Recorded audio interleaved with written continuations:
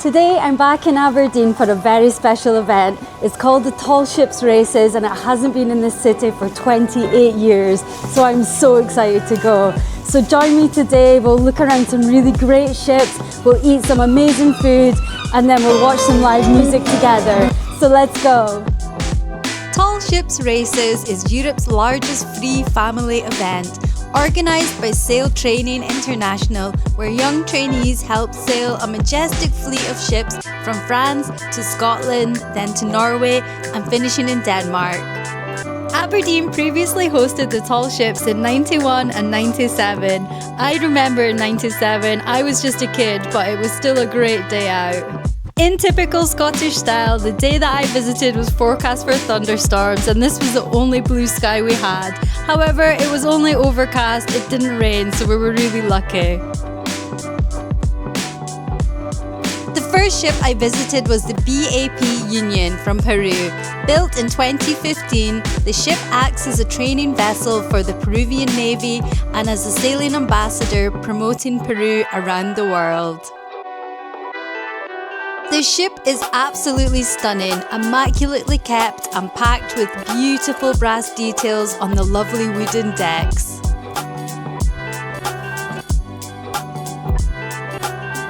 I just loved the vibe on this ship. They were blasting some traditional music that just made me want to dance. I really enjoyed taking a wander through the House of Peru and learning about their amazing biodiversity and landscapes, culture, food and alcohol. I'm still regretting not buying some pisco. Next time though.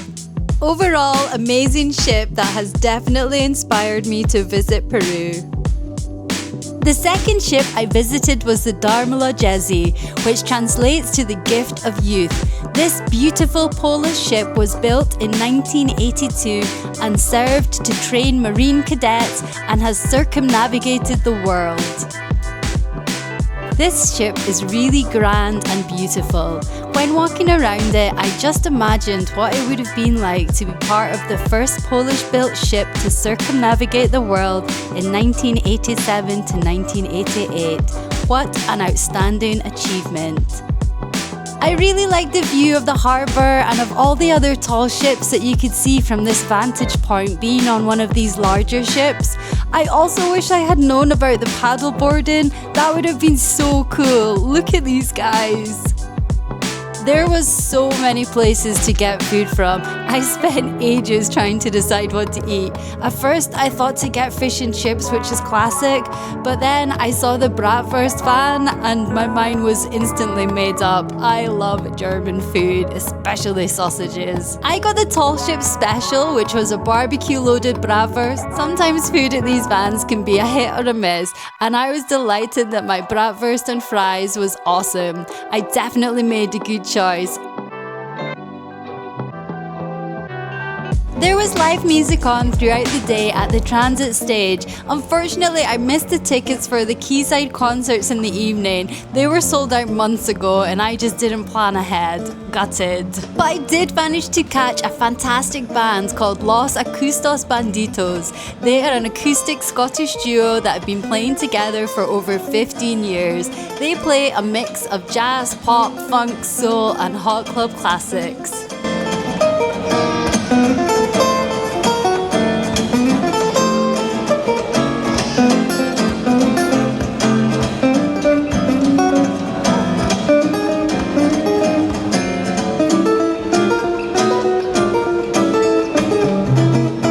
The band was awesome. I would have loved to have stayed to watch their full set, but I do want to get on some more ships today, so I'm going to keep on going. Just one thing to know, if you do come to Aberdeen, hold on to your food because the herring gulls here are notorious for stealing it from your unsuspecting hands, and they're massive as well. But I love them. They're very beautiful birds and they're super intelligent.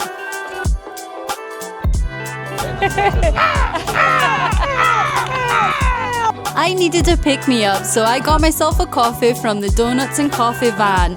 It cost me £4 for the smallest, wateriest and weakest coffee I've ever had. I'm not gonna lie, it was a total rip-off and did not taste good. But you can't win them all, unfortunately. I should have went to the bar instead. I love how the Dutch one has an actual bar on the back of the boat. There are also loads of local stalls at the Curated on the Quayside market.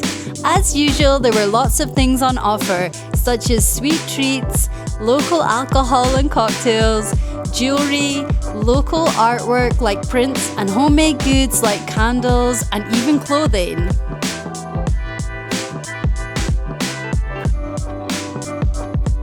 This one is our own special. It's a single malt, single cask Glengarry 11-year-old. Thank you. It's done in an ex-bourbon. Thank you. Bourbon, so nice, more on the fresher side. The Aberdeen whiskey from the Radich distillery was really good, but a little out of my price range, so time for another ship. The next ship I went on was the Alexander van Humboldt II, which is a German ship built in 2011. This ship offers voyages for everyone, regardless of experience, quoting, "All you need is an open mind and a spirit of adventure." I love that. What a great mantra. Personally, I think this is by far the coolest colour of ship that I've seen. I filmed it from across the harbour and it's green and white with yellow details like on the mast poles. If only I had seen it with its sails up, which are also green. What an amazing sight that would have been. The last and oldest ship that I made it onto was the Christian Radich. It was built in 1973 in Norway. The ship has had many uses, including a sail training ship, school ship for the Norwegian Navy and Marine students, and also for school classes or private voyages. I absolutely love this older ship. It's really gorgeous. Just look at the stunning engine order telegraph, which is a device that communicates speed and direction commands from the bridge to the engine room, and the beautiful helm, or the ship's wheel, which steers the vessel. This ship is incredibly charming, and I love the carved wooden image of the ship and the beautiful brass details throughout. Whilst on the ship, I got an incredible opportunity to watch some of the crew members climbing up the rigs of the Dutch ship, the Hull de Leeuw. I would have loved to have done this. It looked absolutely thrilling. What an amazing experience for the young crew. I'm just on my way to watch the crew parade. I'm really excited, so let's go check it out. When I was waiting for the parade to start, I had the best time watching some of the crew having the time of their lives, jumping on a massive skipping rope. I really wanted to join in because it looked like so much fun. Despite the foggy har coming in, it certainly didn't dampen the spirits of everyone. It's so heartwarming to think that some of these guys didn't even know each other before these races, and now they've been sailing together and have made new international friendships. What an amazing experience that must be.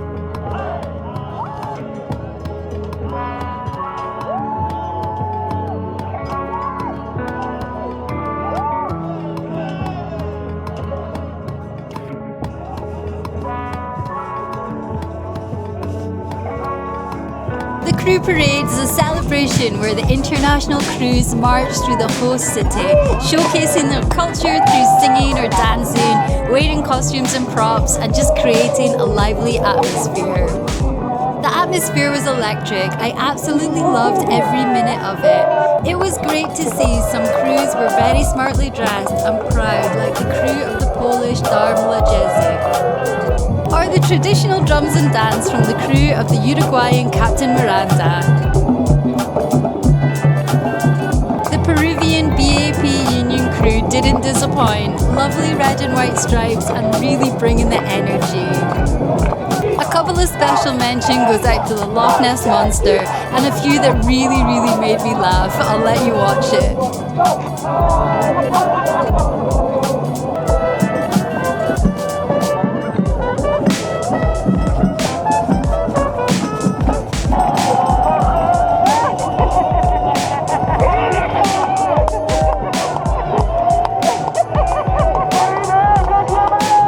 After the parade, Quayside, I headed down to Union Terrace Gardens to check out the military village, as they had a Royal Air Force Chinook replica. But I came a little bit too late to get inside, totally gutted.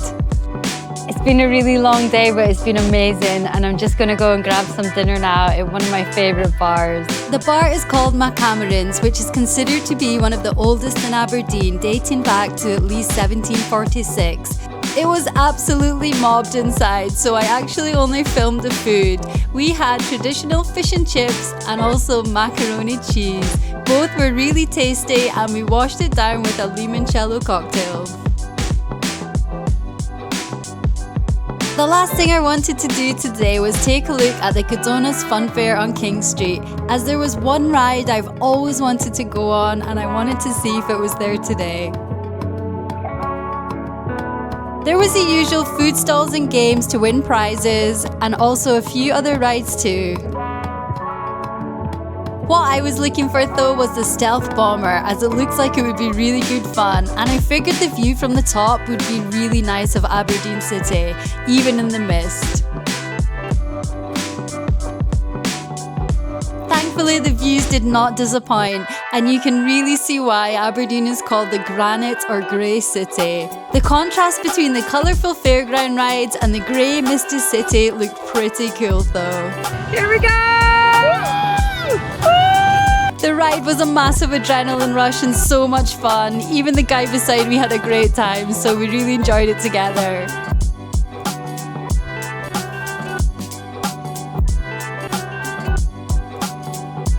Rather unexpectedly, I found the St Andrew's Cathedral Church was open amidst all this chaos. It was really lovely to wander through and get a moment of peace at the end of a really busy day.